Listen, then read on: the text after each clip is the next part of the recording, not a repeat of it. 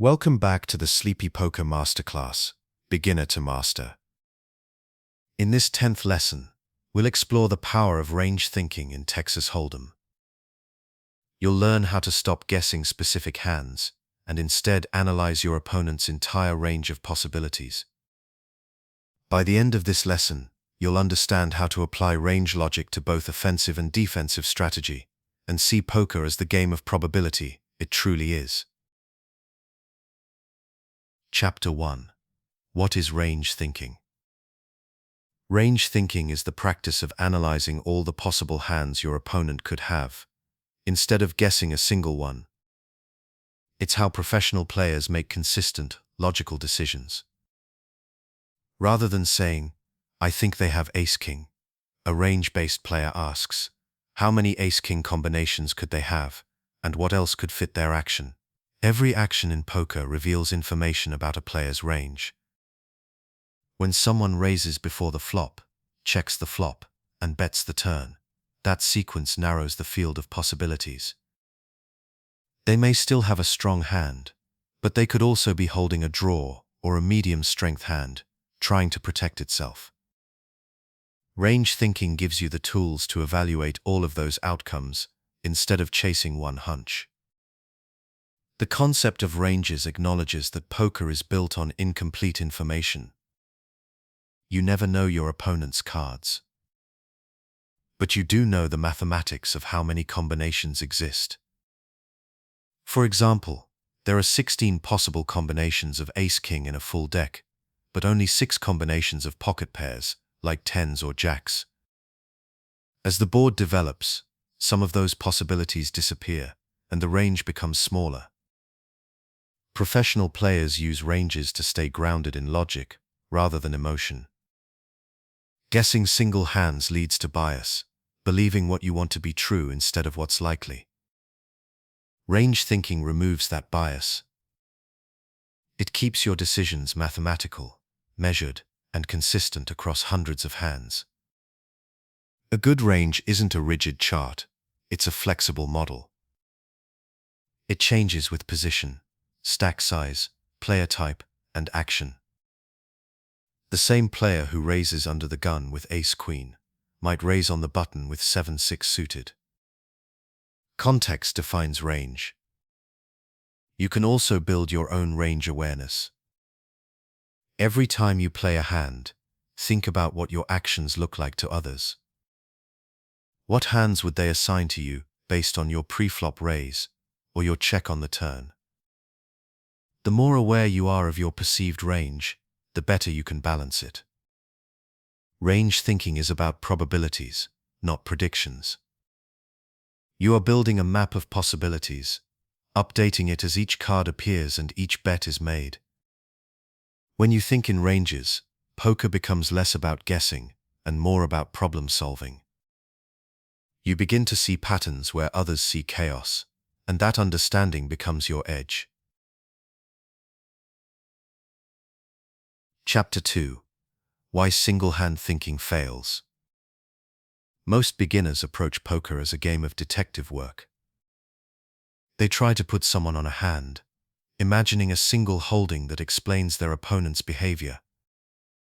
This feels intuitive, but creates major errors. Single-hand thinking traps you in stories that are often wrong. The main problem is confirmation bias. When you decide your opponent has one specific hand, every action they take seems to fit that narrative. If they bet, it's because they have the hand you imagined. If they check, it's because they're trapping. This bias blinds you to other possibilities. Poker punishes that kind of tunnel vision.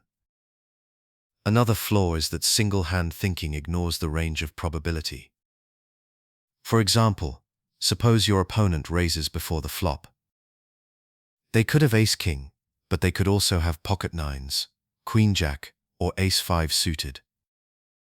If you assume it's always ace-king, you'll make costly folds when you're ahead and bad calls when you're behind. Single-hand logic also collapses under pressure. As more streets are played, the story often stops making sense. You might tell yourself, he must have a set, but when the action continues on a board that doesn't favor that holding, the guess falls apart.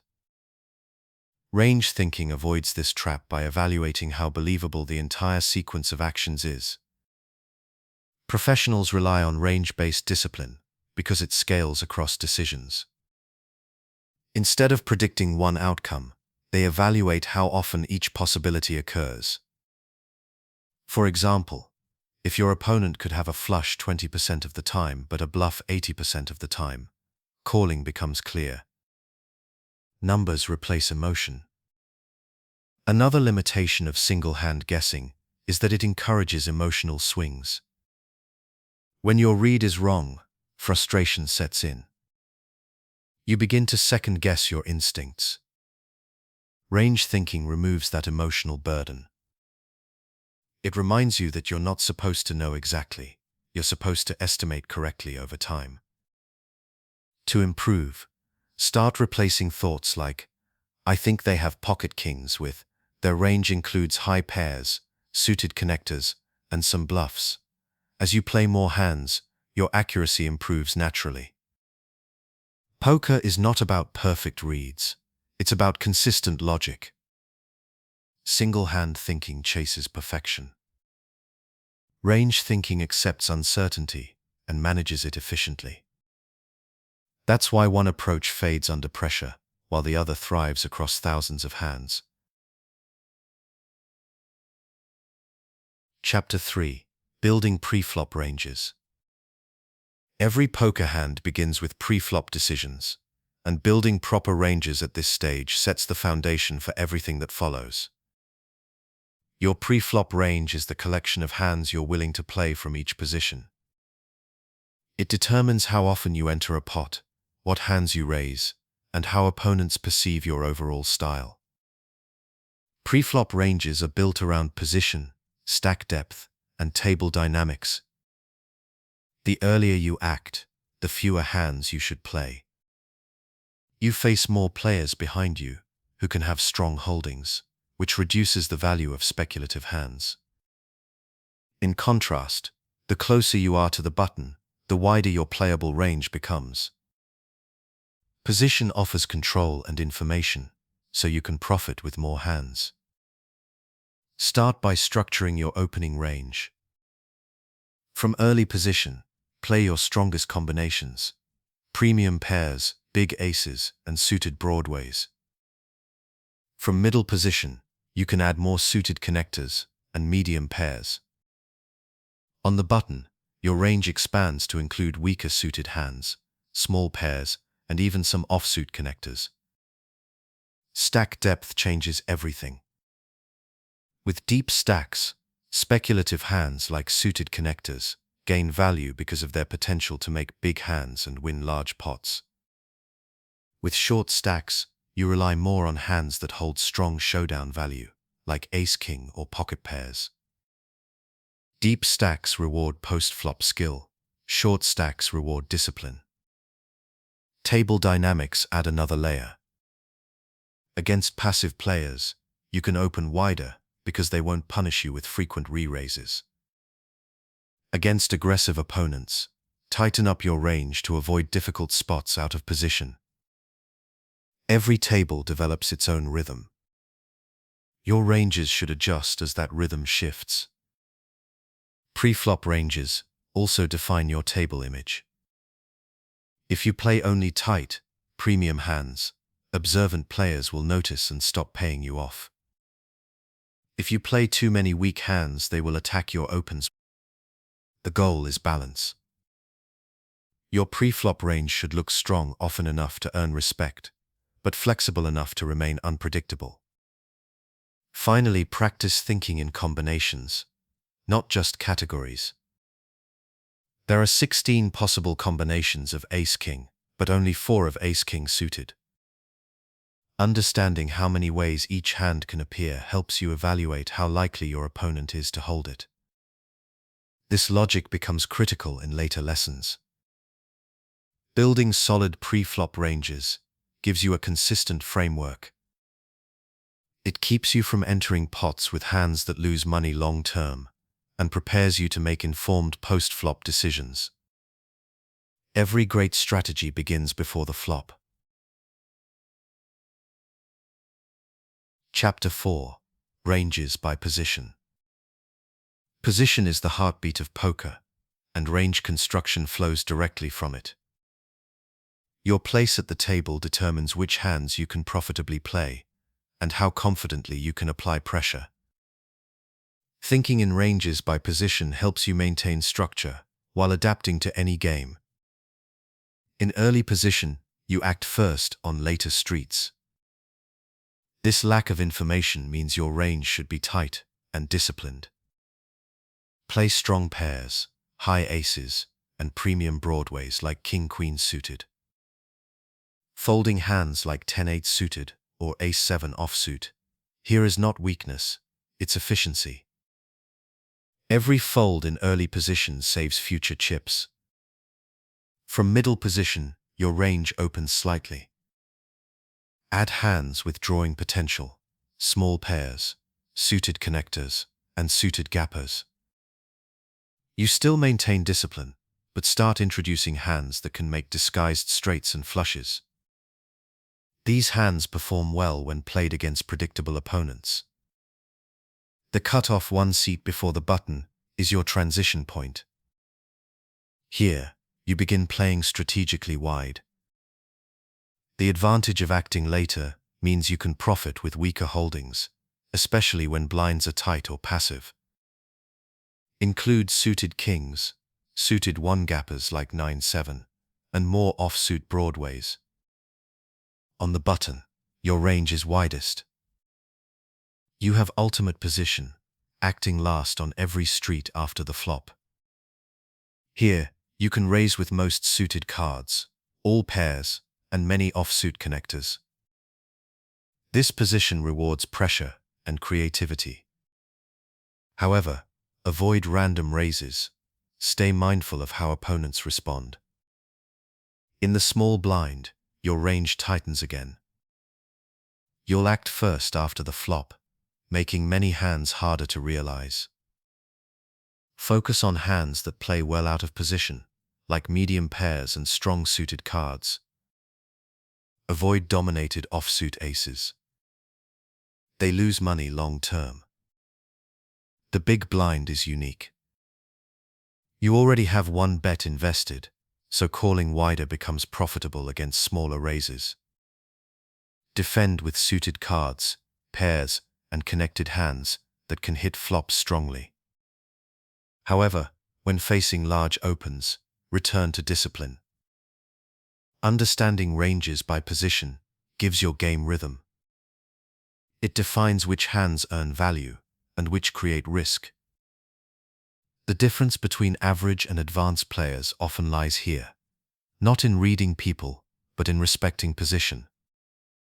When you construct ranges this way, every decision before the flop becomes part of a consistent plan. You're no longer guessing whether to play a hand. The structure tells you. That structure becomes freedom, the freedom to focus on what truly matters once the flop arrives. Chapter 5. Defining tight versus loose ranges. In poker, every player's style falls somewhere on the spectrum between tight and loose. Understanding what those terms mean and how to recognize their ranges helps you predict how opponents play before the flop and beyond. A tight range includes fewer hands, but stronger ones. Tight players enter pots with discipline. Their range focuses on premium pairs, high aces, and suited broadways. Because they fold most hands, their raises command respect. When they bet, the likelihood of real strength is high. Tight ranges create stability. A loose range is wider and more adventurous. Loose players open more hands, including weak aces, small suited connectors, and gapped combinations. They rely on position and post-flop skill to create profit. Loose ranges can be dangerous. They hide strong hands among many weak ones, making them unpredictable. To define ranges clearly, Think in percentages. A tight player might open only 10 to 15% of all possible hands. A loose player might open 30 or 40%. Each percentage reflects how often they voluntarily put money into the pot. This numerical approach helps you visualize differences instead of relying on vague labels. The key is context. A tight range is not always correct, and a loose range is not always wrong. Tournament structure, stack depth, and table dynamics shape which approach works best. In deep stacked cash games, looser play thrives because post-flop skill matters. In short stack tournaments, tight ranges dominate because there's less room for creativity. Recognizing tight versus loose ranges helps you adapt pre-flop. Against tight players, you can steal blinds more often because they fold frequently.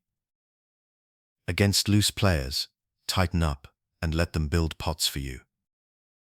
The goal is not to copy one's style, but to read it and respond efficiently. Your own range should shift dynamically between tight and loose depending on position and opponents. If the table is full of passive players, play looser to exploit their caution. If the table is full of aggression, tighten up and let their mistakes pay you. Thinking in tight and loose terms gives you a framework for measuring risk. It shows when to expand your range and when to protect your stack. Balance lies in the middle, and great players adjust fluidly across that spectrum. Tight and loose are not identities. They are tools. When you understand both, you stop reacting to opponents and start shaping the game around them. Chapter 6: Adjusting Ranges to Player Types. No two opponents play poker the same way. Each has habits, tendencies, and patterns that shape how they use their range. The best players adjust constantly, tailoring their strategy to exploit whoever sits across from them. The first step is to recognize the four primary player archetypes: tight passive, tight aggressive, loose passive, and loose aggressive. These categories define both the hands they choose and how they use them. Tight passive players, often called rocks, play few hands and rarely bluff. Their range is strong but predictable. When they raise, believe them. Defend less often against their aggression and focus instead on value betting your strong hands. You can also steal their blinds frequently because they fold too much preflop. Tight aggressive players, or tags, balance solid preflop discipline with controlled aggression. They raise with strong ranges and continue betting logically on good boards. Against tags, you must analyze texture carefully. When their story makes sense, fold. When it doesn't, defend more often. Loose passive players, or calling stations, play too many hands but seldom raise. Their range is wide and weak. The strategy here is simple. Value bet heavily and never bluff them. They call too much to make bluffs profitable. Loose aggressive players, or LAGs, are the trickiest. They enter many pots and apply constant pressure. Their wide range forces mistakes from opponents who panic. To counter lags, play tighter pre-flop, but defend with confidence post-flop. They rely on fear to win. Patience breaks their rhythm. Adjusting ranges also depends on table image. If opponents see you as tight, they'll bluff more. Expand your calling range slightly to punish them.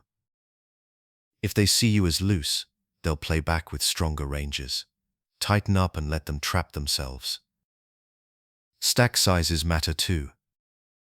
Short stacks restrict creative ranges. Loose players tighten up under pressure, while tight players often panic and shove prematurely. Recognizing how stack depth shifts range confidence helps you exploit timing errors. Adaptability separates strong players from predictable ones. Poker is not about memorizing charts. It's about interpreting humans. When you match your range adjustments to the personalities at your table, every hand becomes a step ahead of the curve. The table changes every orbit. So should you. Chapter 7. Narrowing ranges post-flop. Once the flop is dealt, every action starts to narrow the possible range of hands your opponent can hold. Post-flop range narrowing is the art of using logic, betting patterns, and board texture to eliminate unlikely holdings and identify the most probable ones. Start by studying preflop context. Every post-flop situation begins with the range established before the flop.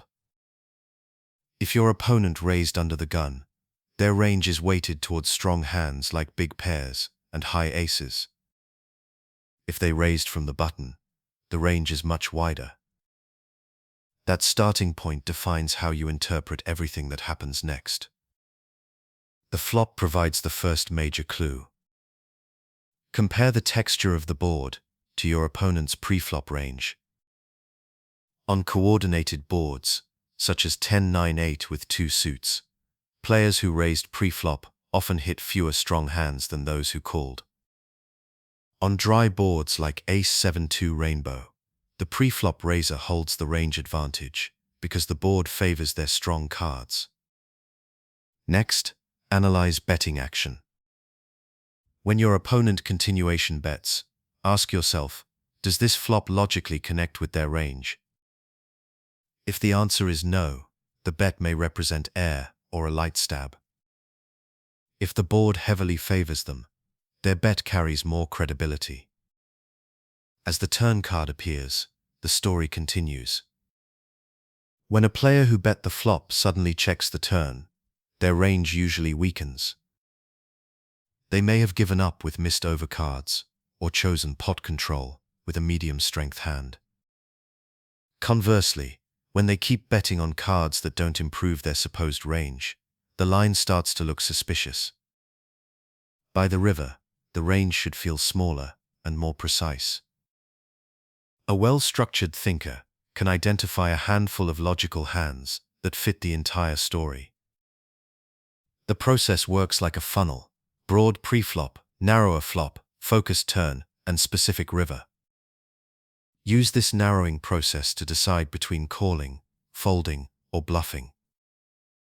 If their range contains few strong hands and many missed draws, bluffing becomes profitable. If their range still includes numerous value hands, caution is safer. Remember that narrowing ranges is not about certainty, it's about probability. You never know for sure what someone has, but you can remove the impossible and focus on the likely. The more disciplined your analysis, the clearer each decision becomes. Every street in poker is a conversation. Range narrowing is how you translate what's being said. Chapter 8. Range capping and uncapping. As hands progress, each player's range evolves based on what they've done and what they haven't done. The concepts of capped and uncapped ranges describe how limited or unlimited those possibilities are.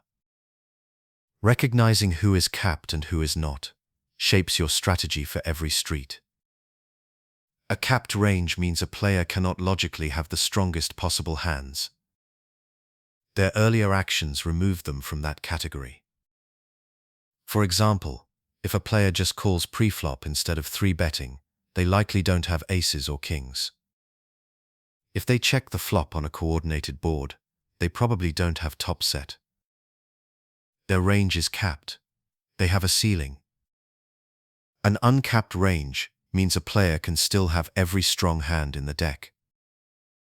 If they were the preflop raiser and continue betting on favorable boards, their story remains consistent with big pairs, 2 pairs, or sets. Uncapped ranges maintain threat and force opponents to tread carefully. Recognizing who is capped helps you choose when to apply pressure. Bluffing works best against capped ranges. When you know your opponent rarely has the top of range, you can represent it yourself with confidence. For example, if the turn completes a straight and your opponent checks, you can often take the pot by betting large. Their capped range can't fight back without overcommitting. When you are capped, play defensively and lean on pot control. Don't overextend in spots where your range is limited. Check more often and focus on protecting your medium-strength hands. Avoid building pots that your range can't comfortably win. Advanced players mix capped and uncapped behavior to stay unpredictable. Sometimes they slow play premium hands or call preflop with aces to hide strength. This keeps opponents from accurately labeling their range. Balance between honesty and deception ensures survival in competitive games. Range capping is one of the most subtle but powerful tools in poker. It defines how both players perceive the hand. Once you understand it, you can tell when to attack weakness and when to guard your own limits. Every check, call, or raise shifts the boundary of what's possible. The players who track those boundaries in real time see the board not as luck, but as structure, and they use that structure to win. Chapter 9. Understanding range advantage. Range advantage is one of the most important ideas in modern poker. It means that one player's collection of possible hands connects with the board more effectively than the others. When you hold the range advantage, your decisions become easier and more profitable because your average hand strength is higher than your opponent's. To understand range advantage, start with preflop position.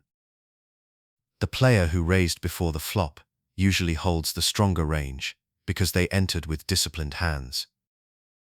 For example, if you raise from early position and the big blind calls, most flops will favor your range. You have the stronger, more condensed group of hands, big pairs, strong aces, and high connectors, while the caller has many weaker or speculative hands.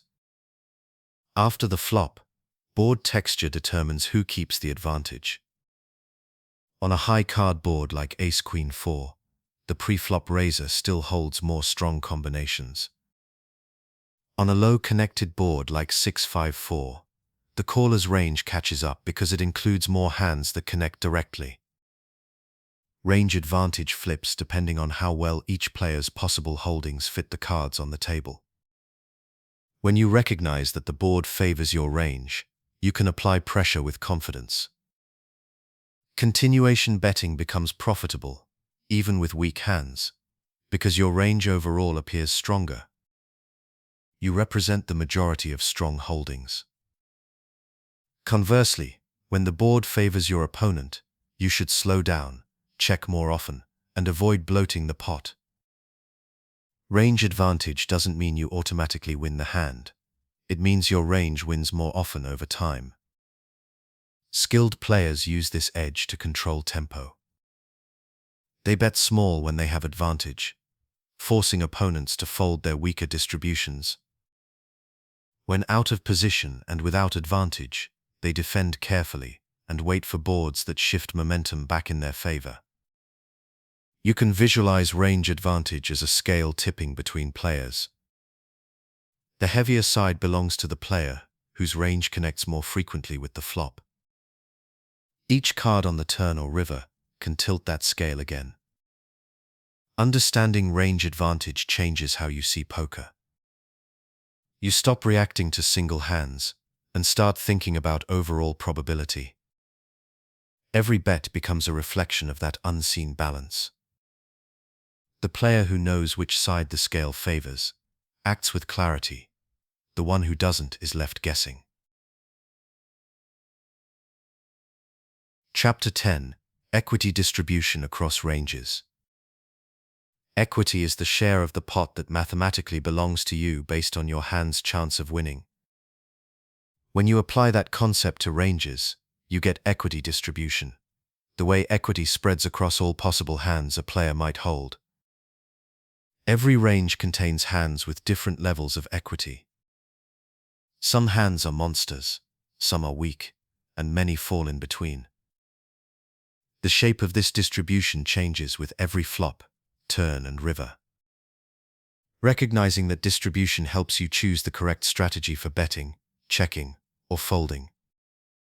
Imagine a simple example. You raise from the button, and the big blind calls. The flop comes 10-6-2 rainbow. You, as the raiser, still hold many strong overpairs and broadways. The big blind, however, has more medium-strength holdings, pairs, suited connectors, and occasional top pairs. The overall equity across your range remains higher. You can continue betting profitably because your average hand beats theirs. Now imagine the flop comes 7-6-5 suited. Suddenly, the equity distribution flips. The big blind's range includes many combinations that connect directly, like 8-7 or 6-5 suited. Your high cards miss. Even if you still have some strong hands, your overall range equity has decreased. On this board, your opponent's range contains more high equity combinations, which means you must play more defensively. Equity distribution teaches that strength is not absolute. It is relative to the board and to your opponent's range. When you understand how equity shifts between players, you can make balanced decisions. You know when small bets maintain control, and when checking protects your range. Software tools like equity calculators visualize this principle with charts and percentages, but you can learn it through observation too. Watch how often certain boards favor the preflop raiser versus the caller. With time, you'll recognize those patterns instinctively. Range-based equity awareness also sharpens your intuition. Instead of wondering whether you have the best hand, you'll know how your range performs overall. This transforms poker from guesswork into structured probability. Equity distribution is the invisible map of every hand. Once you can read it, you no longer see random cards.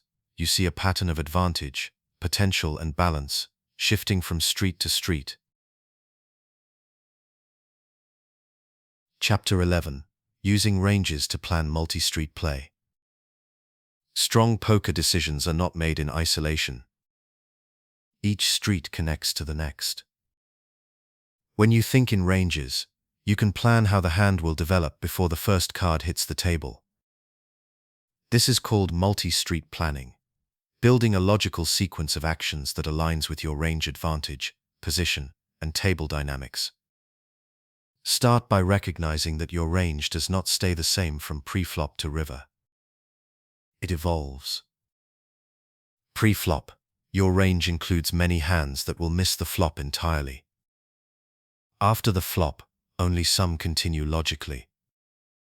The same is true for your opponent. Understanding how those ranges shrink and shift is the key to effective planning. When you bet the flop, think ahead. Ask yourself which hands in your range can keep betting the turn and river. If you bet with too many weak holdings, you will run out of strong hands to represent later. Professionals build continuation ranges, a mix of strong hands, semi-bluffs, and a few controlled checks. This structure allows them to apply consistent pressure without overextending. The turn is where many players lose balance. The pot grows, and mistakes become more expensive. Use range logic to decide which hands continue. If the turn card helps your range, say it brings an overcard that improves your strong hands, keep betting. If it favors your opponent's range, slow down. A single check does not mean surrender, it means strategic adjustment. By the river, your range should be polarized. That means you hold either strong value hands or pure bluffs, very few medium-strength holdings. Polarized ranges make river decisions simpler. You either bet for value or bluff with hands that have no showdown potential. The rest you check or fold. Multi-street planning also includes thinking ahead to bet sizing. Smaller bets allow multiple barrels. Larger bets narrow your range, but build bigger pots when you expect folds. Balance is about knowing when to use each size to keep your opponent guessing. When you plan your hand through the lens of range evolution, every action becomes deliberate. You stop reacting to each street separately and start managing the story from start to finish. The result is consistency. You win more small pots and lose fewer big ones. Multi-street planning turns poker from reaction into design. You're not just playing cards, you're playing structure. Chapter 12. Range Balance and Exploitation. Balance and exploitation are two sides of the same coin. A balanced strategy keeps opponents guessing. An exploitative strategy takes advantage of their mistakes. The art of range thinking lies in knowing when to stay balanced and when to exploit. A balanced range means you mix strong and weak hands in the same situations. For example, when you bet the flop, you include value hands and bluffs in logical proportions. If opponents cannot tell which is which, they cannot counter you. Balance protects you from exploitation. However, balance is not always optimal. Against weaker or predictable players, exploitation creates higher profit. If someone folds too often to aggression, you should bluff more. If they call too much, you should bluff less and value bet more. The goal is to deviate intentionally, not randomly, to maximize reward. Professional players constantly measure this balance. Against skilled opponents, they stay close to equilibrium. Against unskilled ones, they exploit heavily. Balance is defense. Exploitation is offense. You need both to master the game. Understanding balance requires awareness of frequency. For instance, if theory says you should bluff 1/3 of the time in a certain spot, that ratio keeps your range balanced. If you bluff half the time, your opponent can profit by calling more often. If you bluff only 10% of the time, they can profit by folding too often. The mathematics of frequency underpins balance. To exploit, identify where an opponent deviates from balance. Do they continuation bet too much? Call too lightly? Overfold the river? Each habit exposes a weakness. Adjust your range to target that habit specifically. Small, consistent adjustments build large edges over time. Be careful not to overcorrect. Exploitation works best when opponents don't notice. If you bluff every time they fold, they will adapt. Keep deviations subtle, not extreme. The best exploitation hides inside natural rhythm. Balance and exploitation coexist. You start balance to protect yourself, then adjust selectively to punish mistakes. Both rely on clear range awareness. You cannot exploit what you do not understand. Poker is not about playing perfect theory. It's about knowing when to follow it and when to break it. Range thinking gives you the map. Balance and exploitation tell you which path to take. Chapter 13. Range-based bluffing. Bluffing within a range-based framework is not guesswork or impulse. It's strategy. Instead of asking, "Should I bluff here?" you ask, "Which hands in my range make the best bluffs in this situation?"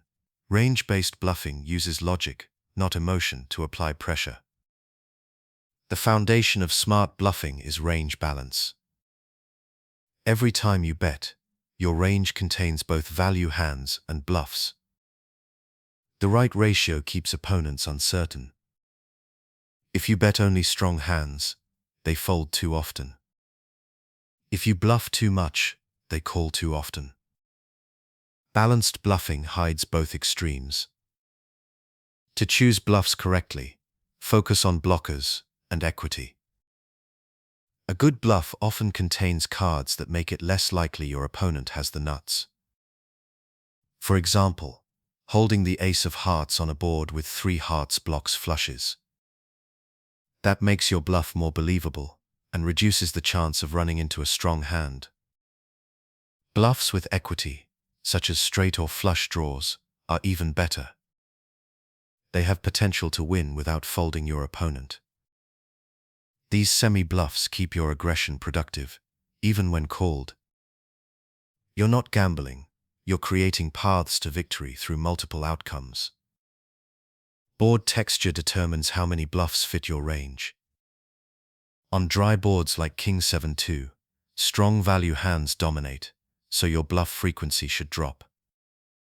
On dynamic boards like Jack 10-8, with 2 suits, your range naturally includes many draws. You can bluff more often, while staying balanced. Position adds another layer.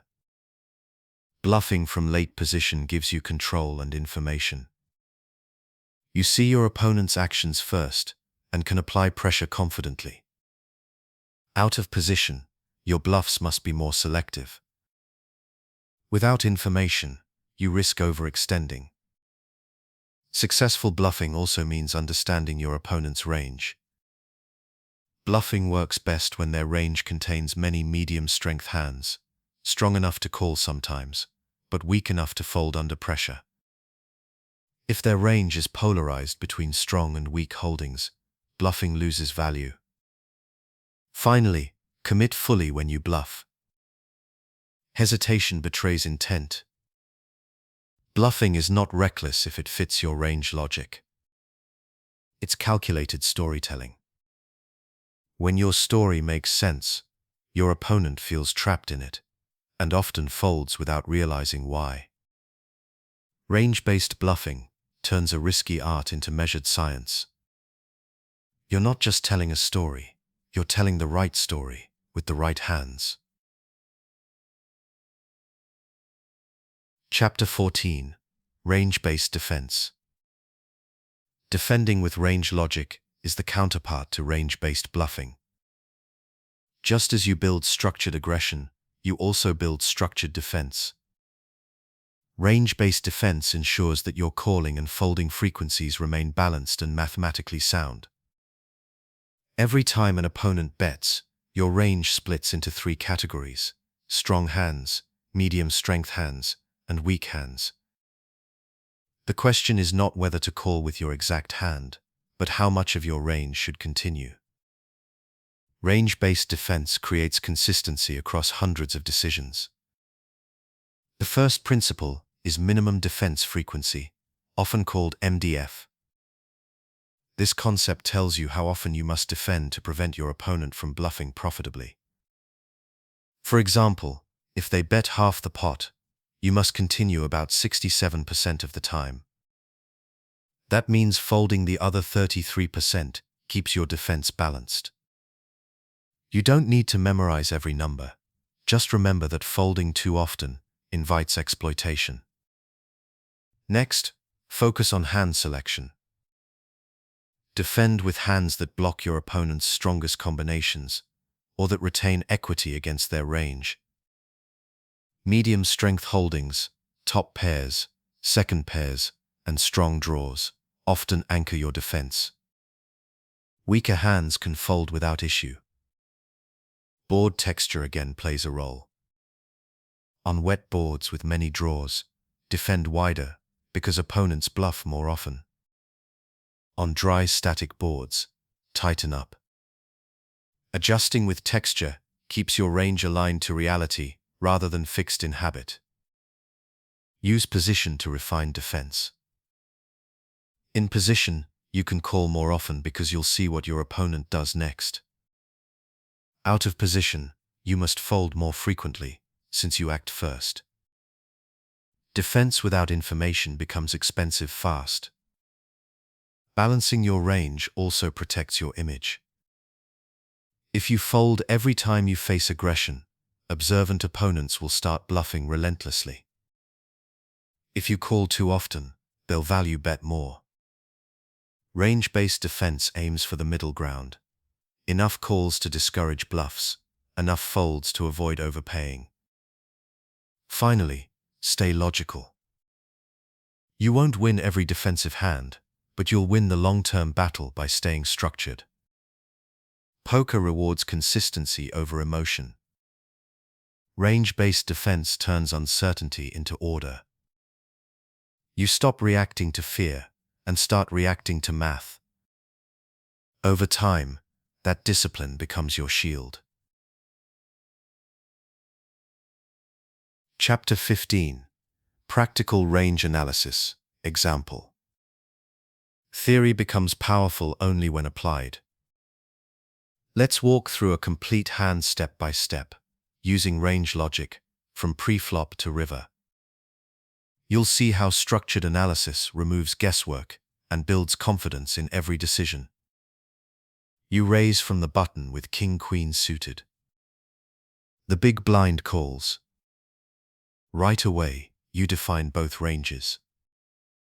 Your opening range on the button is wide, around 50% of all possible hands.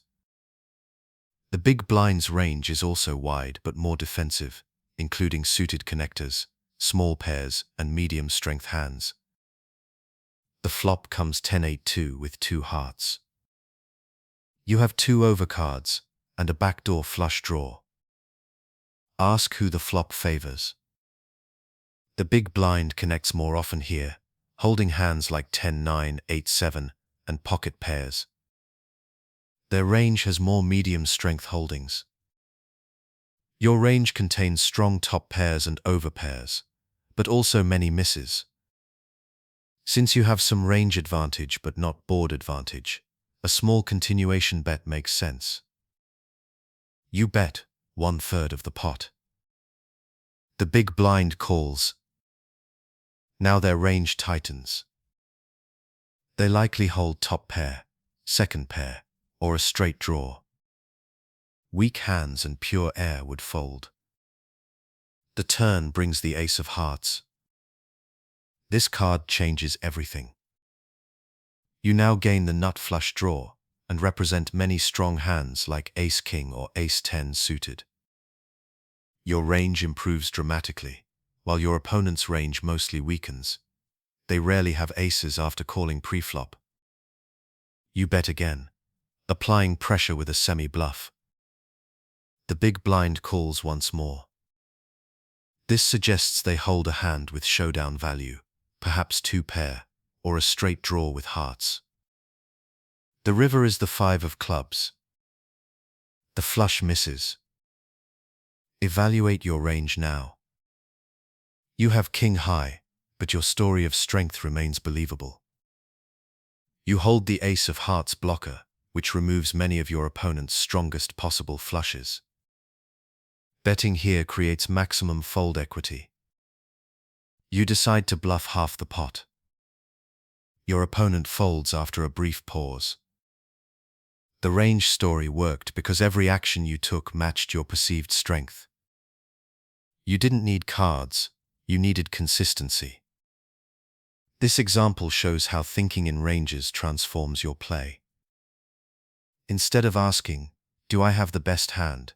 you ask, "Does my range tell a believable story?" When your logic and narrative align, the outcome often follows naturally. Chapter 16. The Role of Software and Study Tools.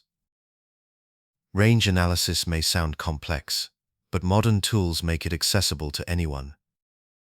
Software programs like solvers, range builders, and equity calculators allow players to study situations away from the table and develop structured understanding. A solver is a program that calculates optimal poker decisions based on game theory. It tests every possible action, bet, check, call, or fold, and finds the mathematically balanced strategy. Solvers don't play emotions or hunches, they play equilibrium. By studying solver outputs, you learn what balanced ranges look like and how professionals maintain them. Range builders help visualize which hands to include in each position. They display color-coded grids showing opening ranges, 3-bet ranges, and calling ranges for different stack depths. These visual patterns teach discipline. You start to recognize that certain hands simply lose money over time and should be avoided. Equity calculators show how one hand or range performs against another on different flops. They provide percentages of winning, tying, and losing. When you compare multiple boards, you begin to see why some textures favor specific positions. This understanding builds intuition, even without the calculator present. However, the goal of study tools is not to memorize numbers, it's to build frameworks. The idea is to internalize logic, not copy results. Real games include emotions, timing, and adaptation that no program can simulate perfectly. For live players, studying ranges at home gives you confidence. You don't need a laptop at the table, you need the memory of patterns. Over time, repeated study forms instinct. The best players combine structured study with human awareness. They know what the solver recommends, but also when to deviate, because the opponent in front of them isn't playing perfectly. That flexibility comes from mastery. Study tools are like compasses. They point you toward balance, but you must walk the path yourself. Used wisely, they shorten years of trial and error into months of focused growth. Range thinking deepens through study. The more you analyze, the clearer the patterns become, and the less poker feels like guessing. Chapter 17: Common Range Mistakes. Even experienced players misapply range theory. Knowing the logic is one thing, using it consistently under pressure is another. Understanding the most common range mistakes helps you avoid falling into traps that cost chips and clarity. The first mistake is fixing ranges too early. Some players assign their opponent a preflop range and never update it. But poker is fluid. Every new card and action changes the story. If you cling to an outdated assumption, you'll misread the situation. Ranges must evolve with the hand. Think of them as moving targets, not static charts. The second mistake is thinking your own range is stronger than it is. Many players overestimate how often they actually hold strong hands. For example, if you raise preflop with ace-queen and miss the flop entirely, your range might still include top pairs, but your actual hand is weak. Don't confuse potential with power. Play the range you represent, not the one you wish you had. A third mistake is ignoring board texture. Some players continuation bet every flop, regardless of how it connects with their range. This leaks money quickly. Dry boards like King 7-2 favor the preflop raiser. Wet boards like 8-7-6 do not. When the texture hits your opponent's range more than yours, slow down. Range advantage changes with the cards. Another mistake is failing to balance bluffs and value hands. Many players bet only when strong, making them predictable. Others bluff too often, creating imbalance in the opposite direction. The best players blend both naturally. Every betting line should include strong hands and logical bluffs that fit the story of the board. Some players also over-adjust to population tendencies. They learn that players at this stake fold too much, or people always call on rivers, and apply that rule everywhere. Ranges should respond to real data, not stereotypes. Each table, each opponent, and each situation deserves its own evaluation. Lastly, players often make the mistake of forgetting about equity realization, the ability of a hand to reach showdown profitably. Some hands have decent raw equity, but poor playability. For instance, Jack-10 offsuit might look strong, but when dominated by stronger broadways, it realizes less equity than expected. Range thinking includes not just math, but practicality. Avoiding these mistakes comes from reflection. Review hands after sessions. Ask where your assumptions froze, or where emotion took over logic. The more you practice range discipline, the more it becomes instinct. Chapter 18. Simplifying range thinking for live play. At the table, you don't have charts or software. You have instincts, patterns, and memory. Simplifying range thinking for live play turns complex theory into practical awareness you can use in real time. The first key is categorization. Instead of visualizing exact percentages, think in broad groups. For each player, label their preflop range as tight, medium, or wide.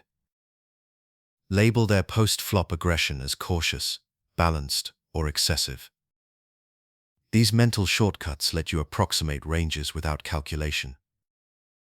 Next, focus on action-based elimination. Each decision removes certain hands from the range. If a player checks twice on a dry board, they rarely hold top pair.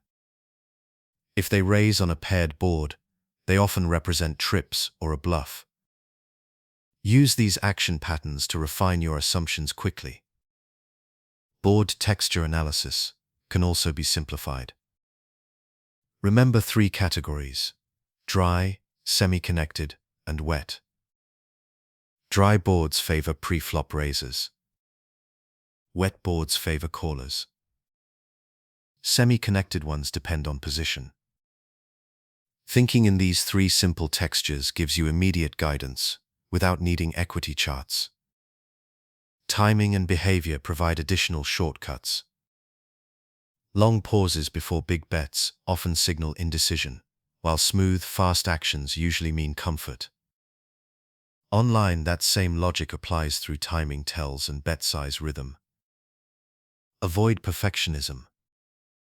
Range thinking in live play is not about precision, it's about direction. You won't calculate exact percentages in your head, but you can identify who likely has the advantage. That directional awareness guides decisions just as effectively. Use visual anchors to remember tendencies. If an opponent plays every pot, picture their range as a wide circle. If another folds constantly, picture a narrow line. These quick visuals help maintain structure in a chaotic environment. Finally, stay calm. Live poker involves noise, movement, and emotion. Simplified range logic keeps you grounded. You don't need to outthink the room, you just need to notice patterns others ignore. Range thinking is not only for computers and charts. It's for the quiet, steady player who observes, adjusts, and acts with purpose. When simplified, it becomes a language you can speak fluently at any table. Chapter 19. Using ranges to read opponents. Range thinking doesn't just help you make better decisions. It helps you see through your opponents. When you learn to read ranges instead of hands, every bet and check starts to reveal their thought process. This transforms poker from guesswork into interpretation. Start with preflop clues. A raise from early position almost always represents strength. Big pairs, strong aces, and Broadway combinations dominate those ranges. A limp or small call, on the other hand, suggests weakness or speculative holdings like suited connectors and small pairs. Each action narrows the field of possibility before the flop even appears. The flop reveals the first test of consistency. Compare the board to their likely range. If a tight player bets heavily on a low coordinated board, question the story. Their pre-flop range rarely includes the small connectors that would have hit that texture. When a loose player checks instead of betting, ask why. Their wide range often catches some part of most boards. Sudden passivity can mean weakness or a trap. The turn and river refine that story. When opponents keep betting through dangerous cards that should scare them, it often signals strength or overconfidence. When they suddenly slow down on a blank, it may show doubt. Each card that hits the table affects the probability that their earlier story was true. Use bet sizing as a decoder. Large bets usually polarize ranges. They represent either very strong hands or bluffs. Small bets, by contrast, often indicate medium-strength holdings trying to control the pot. Matching their sizing patterns to previous hands builds a memory bank that sharpens your intuition. Combine these observations with frequency tracking. Notice how often each player bets the flop, double barrels, or checks rivers. Someone who continuation bets nearly every flop has a range heavy with bluffs. Someone who rarely bets the river has a range full of missed value.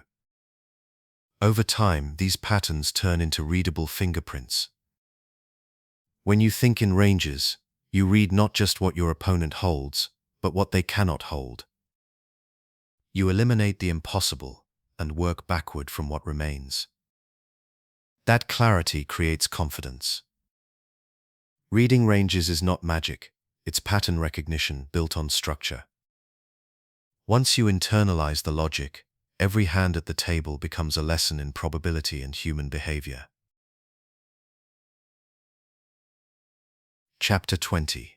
Using ranges to build your own strategy. Range thinking is not only about reading others, it's also the foundation for designing your own consistent strategy. Every great player builds their game around balanced ranges that adapt naturally to position, opponent type, and stack size. Start by defining your core opening ranges. These are the sets of hands you play from each position pre-flop. Stick to them until you have a reason to deviate. Structure creates consistency. You can always adjust based on how others play, but starting from a solid base prevents chaos. Next, refine your continuation betting range. When you raise pre-flop and see the flop, choose which hands continue. Mix your value bets with logical bluffs, draws, backdoor potential, and overcards that can improve. Avoid betting every flop automatically. Select boards that favor your range advantage and slow down on boards that favor your opponent. Your check-back range deserves equal attention. Some hands, like medium-strength top pairs or weak draws, perform better by checking. They maintain balance and protect your checking line from weakness. If you always check only when weak, observant players will exploit you.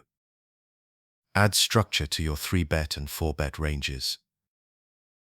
Don't just react emotionally to aggression.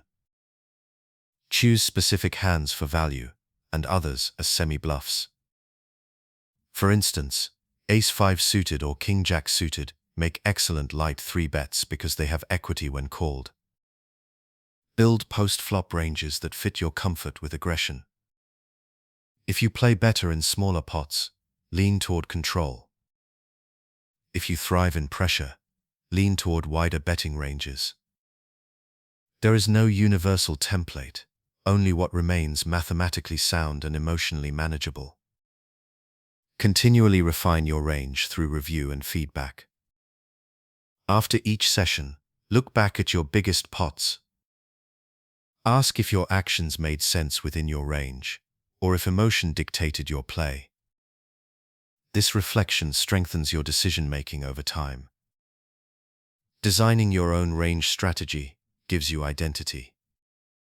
You stop copying others and start building a system that fits your style. It becomes your compass, steady, predictable, and precise. When your personal ranges are built with logic, your confidence grows. You don't need to force creativity or chase reads. Your structure already contains the right answers. Chapter 21: Hand Combinations and Removal Effects. Hand combinations are the mathematical backbone of range thinking. They show not just what hands your opponent could have, but how many ways each hand can actually exist. Understanding combinations, often called combos, makes your range analysis sharper and more grounded in math rather than instinct. Each two-card hand has a specific number of possible combinations. Pocket pairs have 6 combinations. Suited hands have 4. Offsuit hands have 12. When you know this, you can quickly compare how frequently each type of hand appears in an opponent's range. For example, if a player raises preflop and you're trying to decide whether they have ace-king or pocket tens, consider combinations. There are 16 total combos of ace-king, but only 6 of pocket tens. That means ace-king appears almost 3 times as often in their possible holdings. This context makes calling or folding more logical. As the hand develops, removal effects, also known as blockers, come into play. When you hold certain cards, you reduce the number of strong combinations your opponent can have. If you hold the ace of spades on a board with 3 spades, you block all nut flushes. If you hold a king, there are fewer combinations of pocket kings remaining. This knowledge shapes your decisions. You can bluff more confidently when you block your opponent's strongest value hands. You can also fold more easily when your own cards do not remove key threats. Combinations and blockers transform guesswork into measurable probability. Let's look at a practical example. Suppose the board is Queen-Jack 10 and your opponent represents a straight. You hold the ace of hearts and king of diamonds. Your hand blocks every possible straight combination they could have. Even if you hold nothing else, you can bluff credibly because their range is mathematically capped. Counting combinations doesn't require memorization. It requires awareness. You don't need to know exact numbers mid-hand. You just need to recognize when your cards make certain strong hands less likely for your opponent. Professional players rely on this instinct constantly. They understand that every card they hold changes the math behind what's possible. That awareness lets them make bold plays with confidence. When you think in combinations, poker becomes precise. You're no longer feeling your way through hands, you're reasoning through them. The difference is discipline, not luck. Chapter 22: Range Advantage and Bluff Frequency. Bluffing frequency and range advantage are deeply connected. Range advantage tells you when the board favors you. Bluff frequency determines how aggressively you should act on that advantage. Mastering this relationship ensures your bluffs stay profitable and your strategy remains balanced. When the board favors your range, you can bluff more often. For example, as the preflop raiser on an ace-high board, you hold more strong aces than your opponent. They have more medium pairs and weak kickers. Because your range dominates the board, your continuation bets succeed at a higher rate, even with air. However, on boards that favor your opponent's range, bluffing frequency must decrease. If the flop comes 8-7-6 and your opponent called preflop, they likely have more connected hands that hit this texture. Bluffing here would be reckless. because their range naturally contains more strong combinations. Mathematics also governs bluff frequency. For each value hand in your betting range, you can include a set number of bluffs to stay balanced. A common theoretical ratio is 2 bluffs for every 1 value hand on the river, though that changes by situation. The idea is to prevent opponents from folding too often or calling too easily. Board texture further influences this ratio. On dry flops like King 8-2, there are fewer draws, so your bluff frequency should be lower. On coordinated flops like Jack 10-9 with 2 suits, you gain natural semi-bluffs from straight and flush draws, allowing higher bluff frequency while maintaining balance. Position also plays a role. In position, you can maintain wider bluffing frequencies because you control the final action. Out of position, you must stay tighter. Betting into uncertainty without information increases variance. Finally, your opponent's tendencies refine bluff frequency in practice. Against players who overfold, increase your bluffs. Against those who call too wide, cut your bluffs and focus on value. Theory provides the foundation. Observation provides the adjustment. Understanding how range advantage drives bluffing frequency turns aggression into science. You're not attacking randomly. You're pressing edges that logic supports. When you balance these two forces, your bets gain credibility. Your bluffs succeed because they fit the story your range tells, and your value hands get paid because opponents cannot tell the difference. Chapter 23. Adjusting to Dynamic Boards. Poker boards are not static. Each new card changes how ranges interact. Dynamic boards are those that shift dramatically from street to street, altering who holds the advantage. Learning to adjust to these changes separates average players from strategic thinkers. A dynamic board is one where turn and river cards can drastically affect hand strength. Examples include 9-8-7 with 2 suits or Jack 10-3 with 2 hearts. On these textures, both players' ranges evolve quickly. A single card can complete straights, flushes, or redraws. Contrast that with a static board, such as Ace-7-2 Rainbow. On static textures, the nuts rarely change. Whoever holds top pair or a set on the flop usually remains ahead through the hand. Dynamic boards demand flexibility. Static boards reward patience. The first step in adjusting is recognizing when equity shifts. On a dynamic board, hands that were weak on the flop can become strong later. A player holding Queen-Jack on a 10-9-4 flop picks up massive equity when a king appears on the turn. You must anticipate these shifts, not just react to them. As the board changes, so should your betting strategy. On highly dynamic textures, favor larger bets. Bigger sizes charge opponents for chasing draws and deny them free cards. On static boards, smaller bets often accomplish the same goal, because fewer cards change outcomes. Your range composition also adapts. On a wet flop, your range includes many draws and semi-bluffs.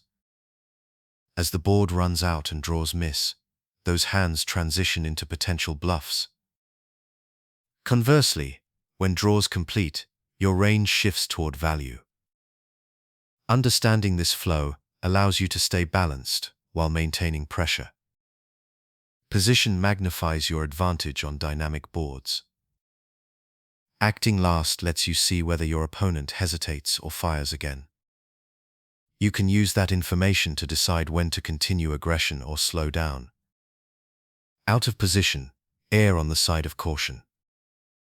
Dynamic boards create volatility, and information becomes your shield. The goal is awareness. Don't freeze your analysis at the flop. Watch how each new card reshapes the battlefield. Dynamic boards reward flexible thinkers who can pivot instantly, while others cling to old assumptions. Every street rewrites the story. The player who reads the new version wins. Chapter 24. Multiway pot range adjustments. Poker changes completely when more than two players see the flop. Multiway pots compress ranges, slow aggression, and shift priorities from pressure to precision. Understanding how to adjust your ranges in these situations keeps you profitable when the action gets crowded. In a heads-up pot, you can represent strength freely because only one opponent challenges you. In a multi-way pot, that freedom disappears. Each additional player increases the chance that someone has connected with the board. Your bluffing frequency must drop, and your value range must tighten. Start preflop. When calling or raising into multiple opponents, choose hands with clear post-flop playability, suited connectors, medium pairs, and strong suited aces. Avoid weak offsuit hands that rely on fold equity. With several players in the hand, fold equity shrinks dramatically. On the flop, play straightforwardly. Bet for value when you have a clear edge, but size smaller to control the pot. Large bluffs lose effectiveness because someone's range will usually continue. Think in terms of shared connection. How many players likely hit the board? If two or more ranges align with the texture, patience beats aggression. Use position wisely. In multi-way pots, acting last becomes even more valuable. You gather information from multiple players before deciding whether to bet, call, or fold. Early positions should play cautiously, focusing on pot control and protection. As the hand progresses, ranges narrow slower than in heads-up pots, because players tend to check medium hands instead of folding them. This means you face fewer bluffs, but more real strength when betting continues. Respect the collective range of the table, not just one opponent. Value hands must also be stronger. Top pair with a weak kicker, which might be solid heads-up, becomes fragile multi-way. Aim for hands that can withstand multiple calls, two pair, sets or strong draws that can improve to the nuts. Bluffing still exists, but it must be selective and credible. Semi-bluffs with real equity, like flush draws or open-enders, are the only reliable tools. Pure bluffs without potential become costly. In multi-way situations, discipline and observation replace raw aggression. You navigate complexity by trimming risk. The key is remembering that every opponent still holds a range, and those ranges overlap in dangerous ways.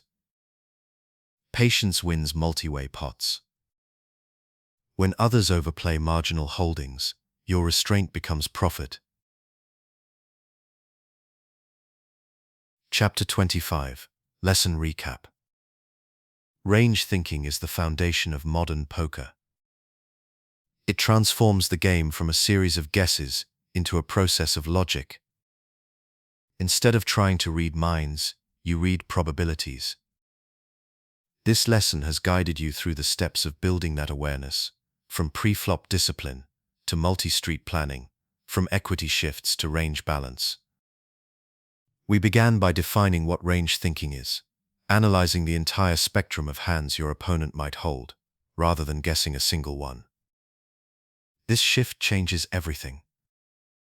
You no longer focus on what one player might have. You focus on what is possible and likely. You learned how pre-flop ranges form the structure of all strategy.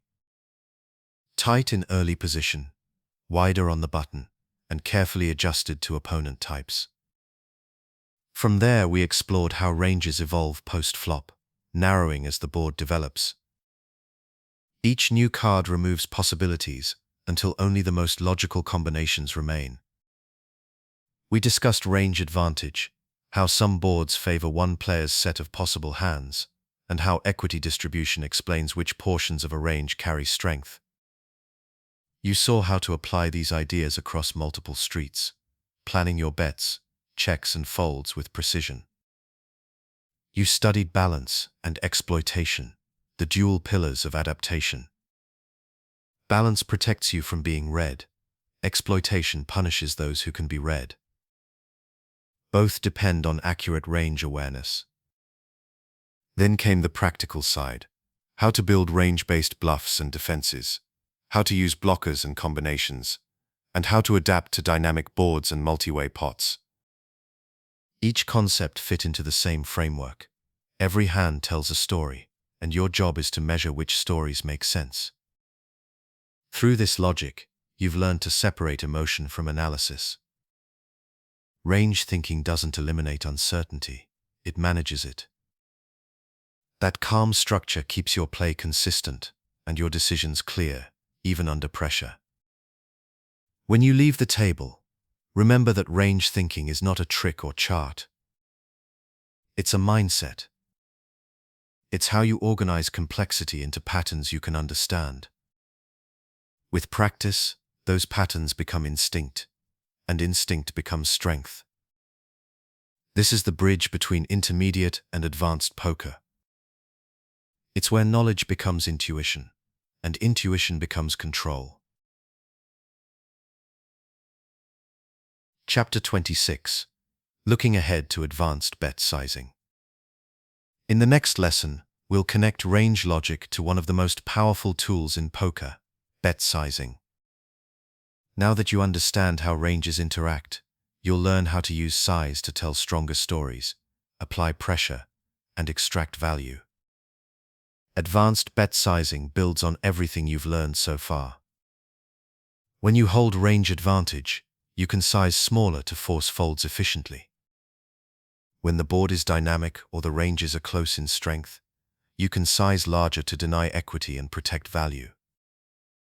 We'll explore the mathematics of expected value, how different bet sizes affect risk and reward, and how to design a strategy that remains unpredictable while balanced.